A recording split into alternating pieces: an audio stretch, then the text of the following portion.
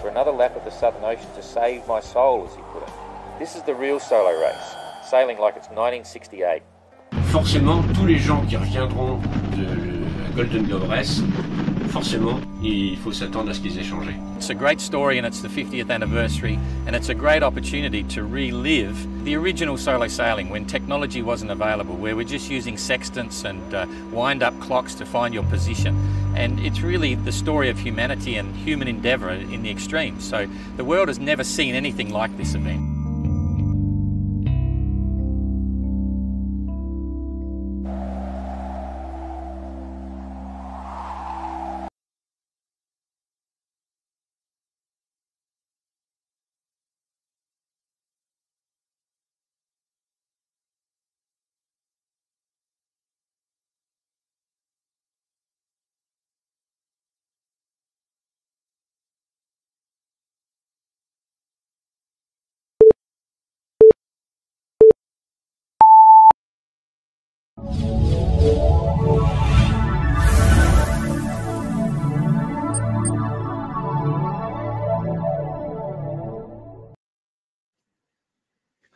Hello.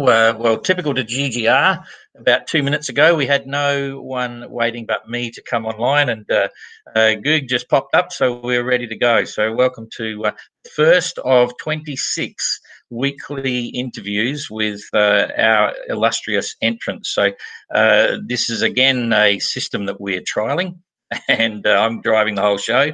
Jane's there ready to back me up, and I'm just about to drop in now. If this works, Michael will actually, oh, jeepers, there he is. Hey. Hello, Michael.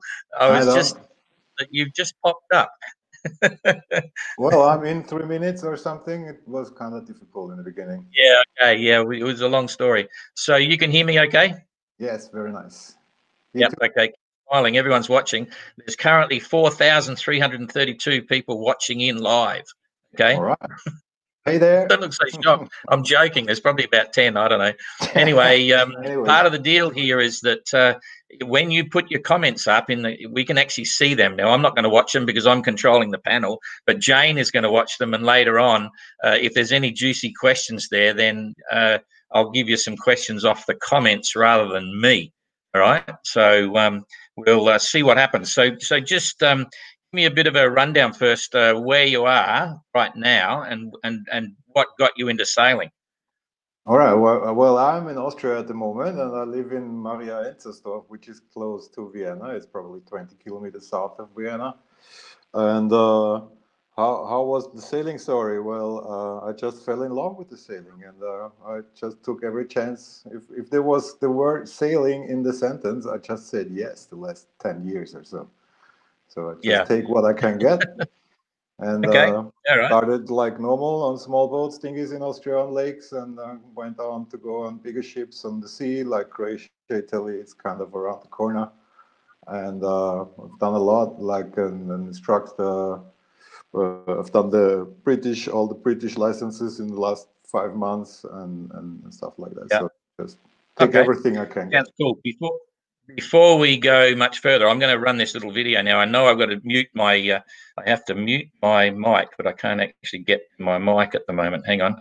I'm going to mute this and run a video just because you actually entered the 2018 Golden Globe race. You were one of the first entrants to sign on. Okay, everything was looking really good. Before we go into what happened, I'll just run this little clip here. That's interesting. I've got to turn my mic off, then I've got to find it. So stand by.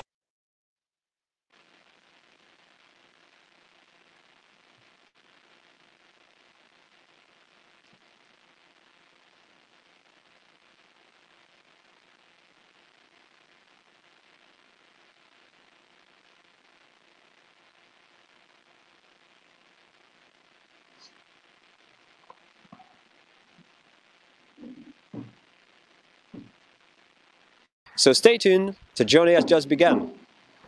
Hello there. My name is Richard Eistedt.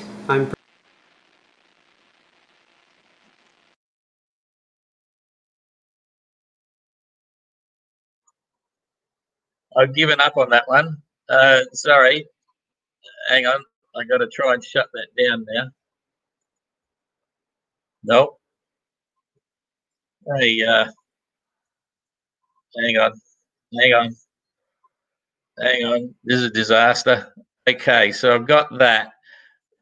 That you're back again. Sorry, that just didn't work. I hit the wrong start on the video. Then I didn't put it on there. But on the screen, I got to hide things and pull things up again. So I'm now going to try and do it again. Just stand by.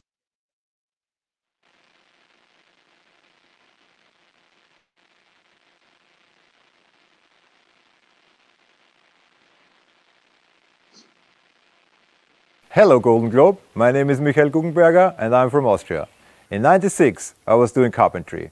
In '99 I was driving an ambulance car as a paramedic. In 2002 I was doing massages. In 2007 I started DJing and organizing music festivals. In 2009 I got my own catering business. And 2011 I started set and scenery construction and I fell in love with sailing so hard. And in 2018 I will sail the Golden Globe.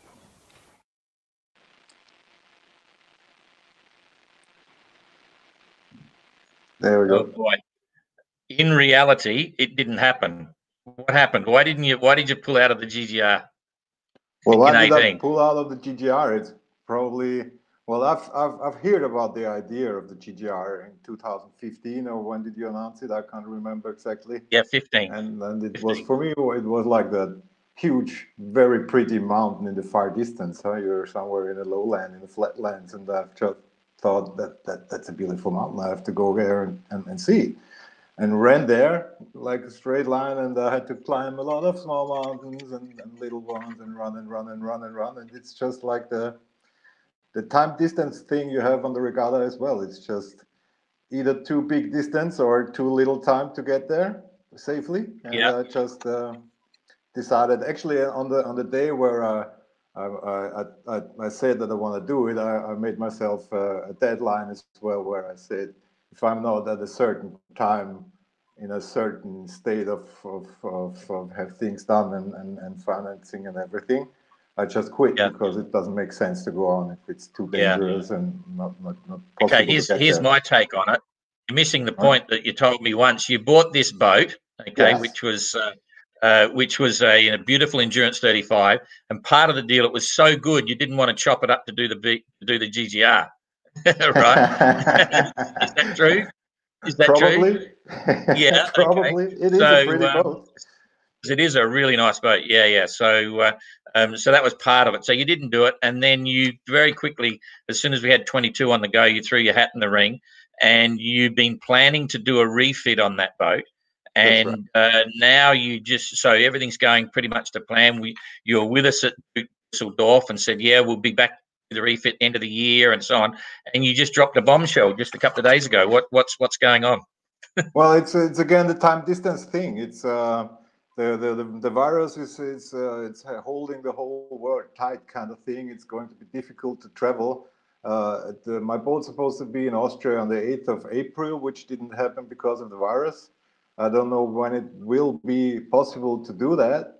And then I was like lying flat down, nose on the ground the last few weeks, like as the virus hit Austria. And I was kind of like, okay, that doesn't work anymore. Or it's going to be very dangerous with that time distance thing again, because if I start later, I had a kind of a tight planning. I need to have some sailing, some decent sailing soon to be able to do the race. And I just made the decision that it doesn't work with that boat, or that decision came by itself. And then I was just thinking, I don't want to give up again. I want to do that. I see the mountain already. You know, like 5 years ago, I was in that flatland, and the mountain was very far away. Let's go for the short version. Let's go for the short version. You bought a new boat. The short version is that boat. I had the idea. Antoine Cousseau, you know, that guy from the last race, he's got a ready to race boat, actually, and it's for sale. And it's probably the same amount for me to buy that boat and do the refit on my boat, and that just save a lot of time.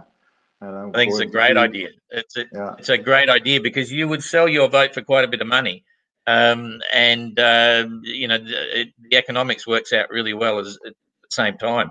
So before we get into that, I've got to start jazzing this up a bit. I've got to start getting people excited Oh, I've lost you. Hang on a minute. Are you still there?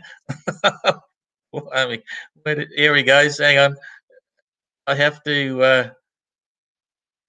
Yeah, you're back again. Okay, so I pressed the wrong button. I meant to hide that. You can hear me okay? Yeah, that's good. Yeah, okay. All right. I want you to get, we've got to get some funny things happening here. I'm going to give you a word and I want you to bounce back to me really quickly what comes into your mind when I give you these words, right? All right. Yeah. Really quick. Wind. Wind, nice. Sun. Sun, it's warmth. A broken mast. A broken mast, shit. Okay.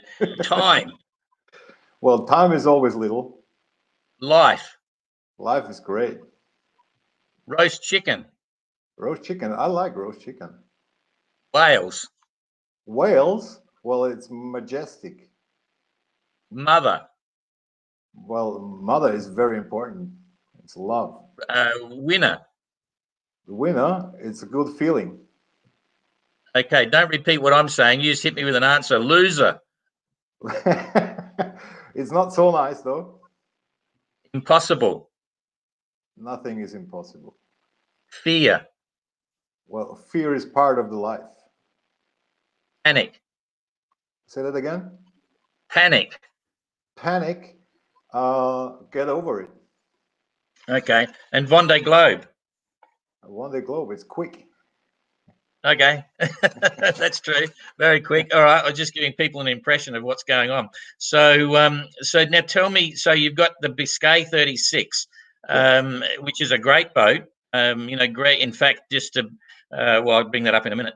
Great boat. What are you going to do to it that Antoine hadn't done? Because as everyone knows, you know, Antoine didn't finish the race, unfortunately. The boat's pretty much the same. Any big changes yet? Well, probably the wind vane is going to be changed. There's going to be another roller furring system on the fourth day, and that's about it for the moment. And the rest we will see as I beat the boat in the Atlantic. Yeah, okay, that's cool. All right, that's good. And so, what? Not too longer answers. What's your biggest fear within the GGR? What's something that's really shaking you a bit? You're a bit uncertain about. Because have you ever been in the Southern Ocean before? No. I haven't. No. What's your biggest fear? That's the answer. Probably that's already the answer. The biggest fear is the unknown, actually, and at the same time, it's also the biggest deal on it. So, how are you going to deal with the unknown, like leading into when you're sailing down there? How are you going to cope with that? Well, step by step, I would say. As I have never been there and don't know what to expect, or what I just said yesterday to a journalist is like, I know what I don't know, and I have to go and see what I don't know and learn on the way. Yeah. Okay. And so, do you visualize the race? What draws you in? What's the most exciting part for you at the moment about being involved with the GGR? Well, it's the pure simplicity of the idea of this race, which draws me in. I like on the sailing. I actually like the sailing, and this is what it's all about in that race. It's about the sailing and the sailor and the adventure. Yeah. There's three categories that I always define within the GGR. It's those that are out there that just total focus to win. They're racing. And there's the ones that are there that know they've got to finish and they want to perform as best as they can, but they might not be absolute extreme about winning. And then there's the ones that just want to go around and finish. Where do you think you slot yourself? Well, between the want to win and the want to finish, somewhere in between that. Probably it's one day on this side and one day on that side of the border. Yeah.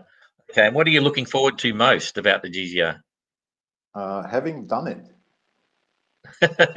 In terms of getting it out of the way, or what? Wait, how would you? Why? No, because I think it's going to do a lot with me and with my surroundings and everything else, and I'm just very curious what it does to me. And I think on the way there's probably not so much time to reflect on everything else.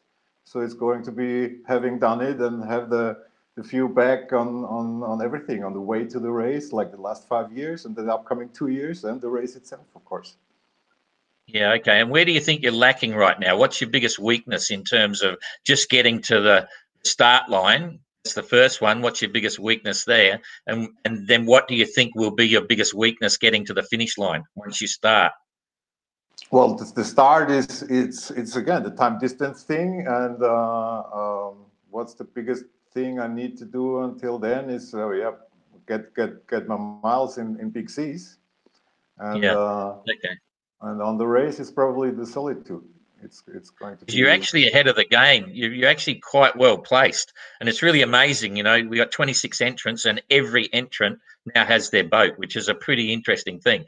We're 2.5 years out, so you're a sailing instructor. You've got your navigation. You've done a hell of a lot of miles, and you know, you've got a rounded character. You've faced a lot of different challenges, so it's pretty good. But it's a completely different vantage point than Jean-Luc, right?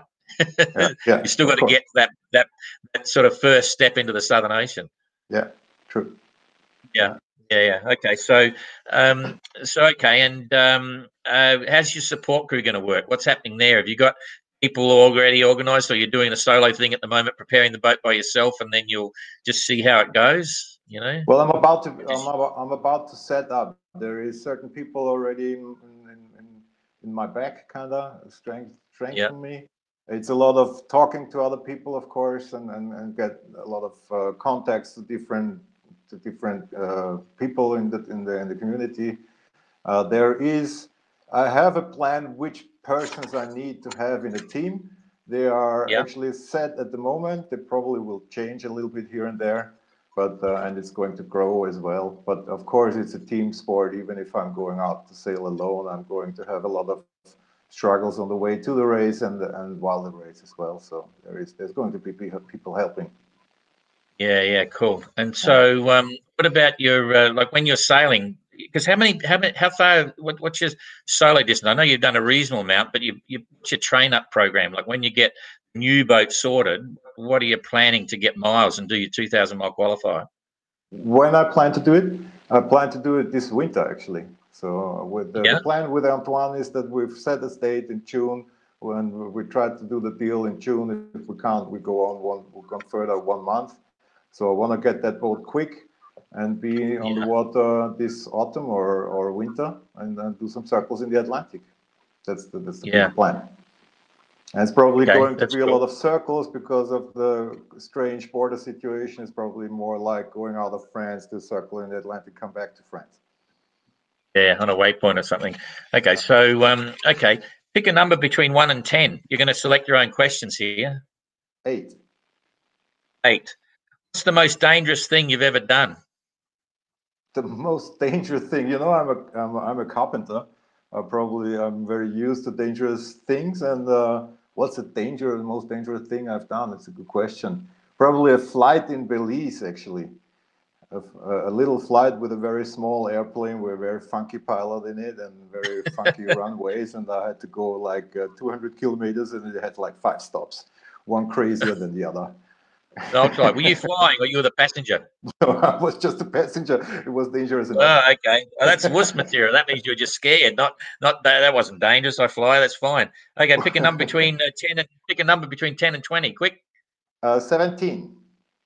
17. What's the first thing you do when you wake up in the morning? I brush my teeth and have a coffee. Okay. How's your sleep routines? What's the longest time longest time you spent without sleep? Like how many nights have you gone without sleep when you're sailing? Well, when sailing, 10. And no, without sleep. Oh, without sleep, probably none. Yeah, none. Oh, jeepers! I did something like 8 days in the last few days without. Hang on, I did 8 days without sleep. Yeah, it was really cool because I just slept. I slept at night time. You know, I just slept at night time. So anyway, okay, that was a bit boring. Okay, so pick a number between 20 and 30. 21. 21. Who inspires you the most? Probably Bernard Montessier. Why? Because I like his philosophical approach to the sailing thing. Yeah. Okay. Pretty like simple. Have you read? Yeah. His dreamy way of analyzing things. Yeah. Fair enough. Okay. Number between 30 and 40. 34. 34. Do you believe in karma? Yes. Yeah. Okay. Okay, number between 40 and 47. 44. 44. If something happened and you lost everything that you lost everything. So you're basically standing in the street with what you got. What would you do? So you've lost your house, you've lost your car, you've got no money, you got nothing, you got clothes on, so you're decent. What would you do? Probably at first I call some friends, and then the next wave would be towards some foresty countryside stuff and go and get some work for some bread. Okay, fair enough. This is an obscure one now. Pick a letter between A and K. C. C. What do you think about garden gnomes and why? What's that? Garden? A garden gnome. That's the Probably don't even know what they are. the tiny little thing with the blue head. The little toy Irishman that sits in the garden with the little noddy hood. What do you think of something like that and why? Must be crazy people living there. Yeah, like solo sailors. Funny people. Probably not crazy, but funny.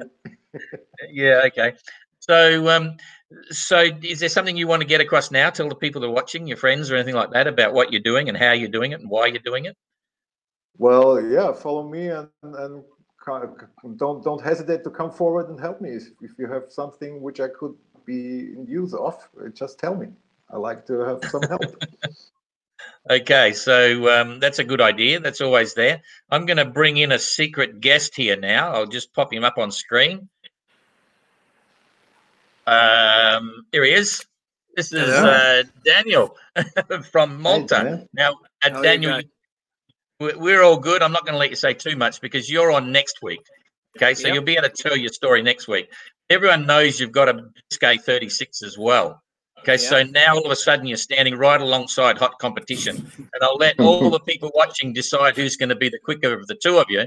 And then, of course, we've got Simon, also who has a Biscay 36, and he's probably going to whip the pants off both of you because he's an English Frenchman. He's an Englishman that speaks French, and French are really hot solo sailors, so watch out. But anyway, what do you? We'll just get into it while we're here. It's a good chance you're both on, and you can get Daniel's story next week. But how do you feel about the idea? First of all, I call Michael Gug, right, as in Guggenheim. So, Gug, how do you think? What do you feel about the design? I know it was opportunistic that you got Antoine's boat, and personally, I think it's a really hot boat. You know, like it's the furler on in your way. But how do what do you think about the design of the Biscay 36?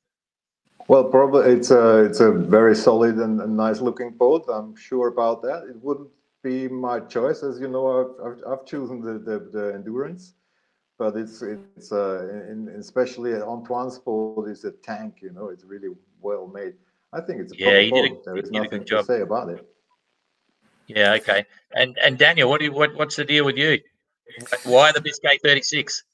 It came up as an opportunity, as you know, but super boat. Bringing it down from France, she really amazed me. A solid boat, she handles beautifully, so very happy, very, very happy.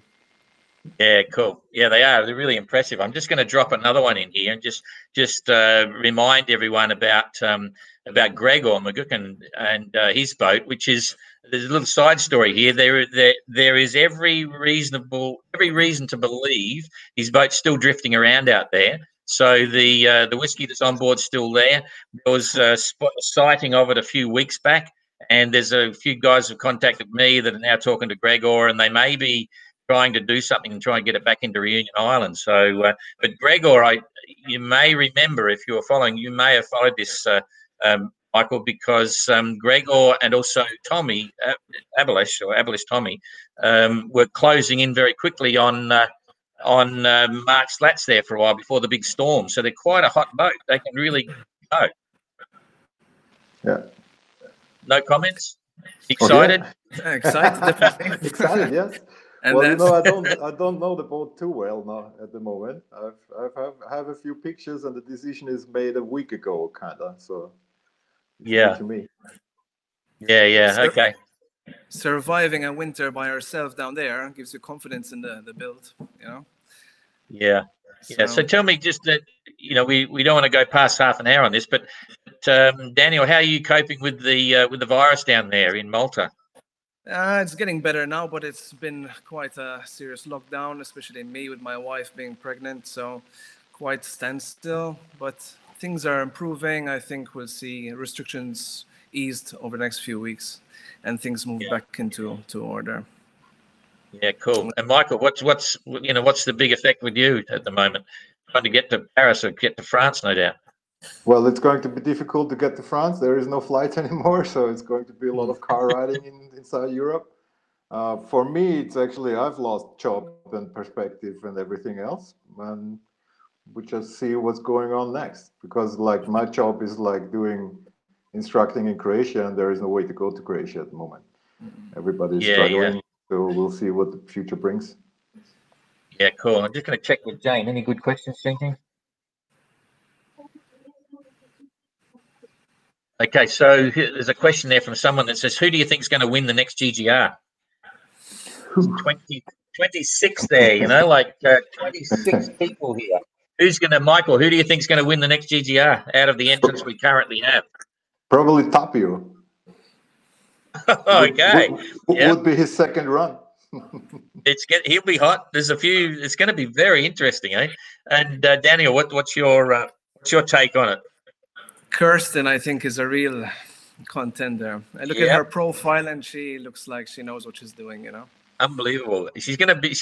I see Kirsten. She's right out there. She'll be giving some great stories and everything. But I'm quite certain she's going to keep some things to herself. And boy, I can't wait to see who's getting into Cape Town first. So that's kind of interesting. Any others? Okay, so Michael, I'll take some of this with Daniel when we talk to you, Daniel, later. But how many days do you think you'll take to get around, Michael? Probably, yeah. It's going to be like 200 something. I would say it's hard to say. Yeah. Okay. Now you're a master of what do you call it? Multi functioning. You just sent me a message on Facebook, and no one saw you send it. You can't hear Daniel. Is that right? Yeah. Can you hear Michael, Daniel? Okay, I'm not. You can hear him, but we can't. Yeah. Okay, Michael can't hear you, so he's staring into space. And he shot me a message. I'm impressed. I'm struggling to press things, bring them on screen, turn them off. And you're sending me messages. And even Jane's laughing. So anyway, it was very funny. Those that got bored, they've already gone. So we've only got the hardcore watching this. But you got no idea. I set up an hour before we opened this. You tested everything. It was all perfect. And then you guys come on 5 minutes before, and we can't link you in. There's nothing on the screen. And I'm thinking, So anyway, GGR has got 2 years to get ready. And I've got to say, we're pretty lucky because we are 2 and a bit years out. So hopefully the virus won't have an impact on us. But I really feel for the rest of the sailing community, because the event organisers, there's so many events in France and other parts of the world that have been canned, and it's having huge ramifications. A lot of sponsors that are really, stressing out a bit, and it's all a bit of a mess. But we're quite privileged to be away from a lot of that. So Jane and I are breathing a bit easier. I mean, we've still got to go out and partners, but the discussions we're having are okay, and all that sort of stuff. So we'll carry on regardless and see where we go. Any more questions? Okay, I might get rid of you now, Daniel, because I don't want to use you up. So we'll all look forward to seeing you later on. I'll just take you off the screen, so you'll be hidden. Thanks for coming on to this one, and we look forward to seeing you next week, everybody. So listen in for Daniel. Good story. So if this works, you'll be gone. Okay, so what's the 3 elements of success for making it to the finish of the GGR, Michael? Well, I'll probably copy your 3 words. It's the planning, preparation, execution thingy. Yep, it actually works. It still works, and that's I know that I'm a craftsman, and it's the same game. If you do something manually all the time, so you plan, you prepare, you execute. And this is going to be it. And I think that's also works on the sailing itself. You have a plan, and then you work on it. And if it doesn't work, you change plan and go on. Yeah. Cool. I think it's a lot of having things in mind and analyze a lot. Okay. On the way.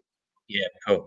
I'm just getting cranky at James. He's sitting on the other side of the room, and I'm trying to get the questions, and she speaks Chinese, Right.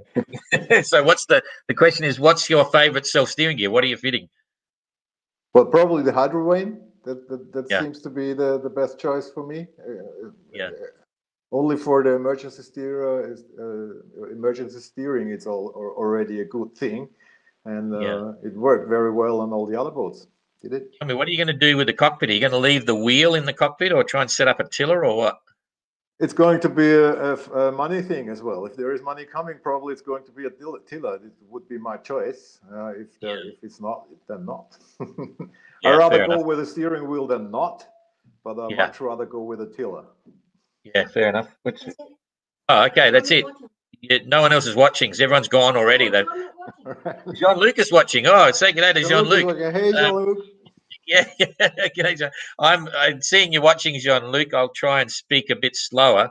I know our French friends have trouble with a half and half and can't speak, but boy, the GGR story still continues. I'm seeing Jean-Luc and other entrants pop up with little things all the time, so all kind of good.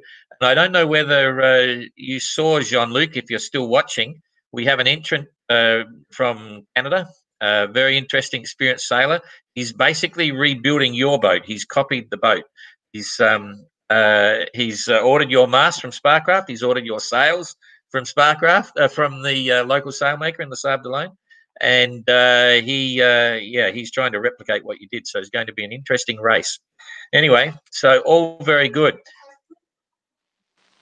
2 masts or one. Okay, so Jean-Luc, question is from Jean-Luc. How many masts have you got? Jean-Luc, well, you can, Michael, tell Jean-Luc what boat you've got. He'll be surprised. Well, I'm about to buy Antoine's Biscay 36, and it's a catch rig, so it's 2 masts. Yeah, he's going to put a furler on the forestay, so he'll have a furling gear there and new wind vane, and pretty much everything else is ready to go, eh? Yeah. There's probably a few bits and pieces I want to change, but there's nothing necessary to change, so this is going to be a budget thing anyways. Yeah. Okay, that's kind of cool. So I think I've got another. I think I had the photos up there of the boat. Yeah, this is the boat once again, for in case people have just dropped in. It's small when we have the 3 of us there, but anyway. Okay, so I think if there's nothing else that you wanted to say, Michael. Pretty boat, that's what I want to say.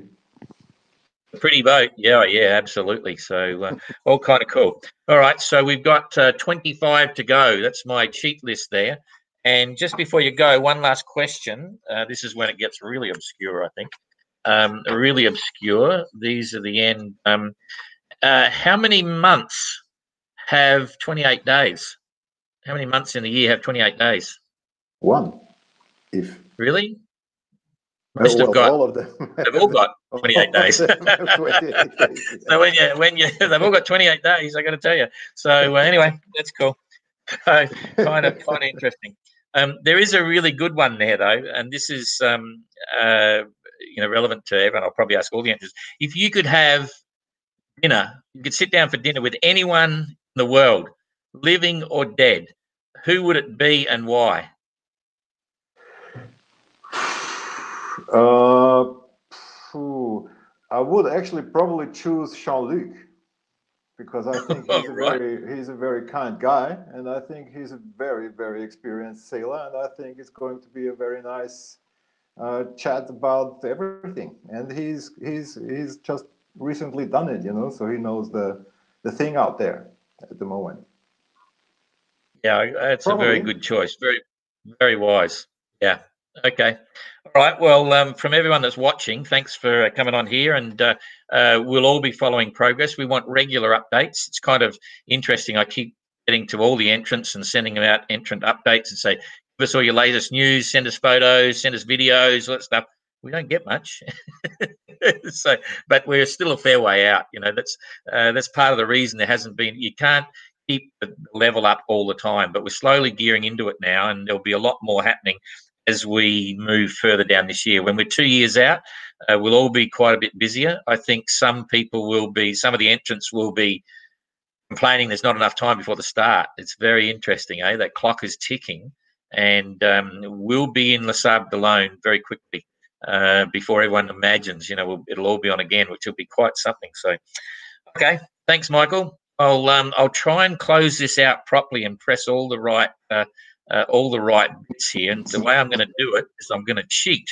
I'm going to bring up the last. Oh man, just sent me bring up the last slide now. See, this is the closing slide. All I've got to do is drop you out. So say goodbye, Michael. Okay, thank you. Goodbye, Don.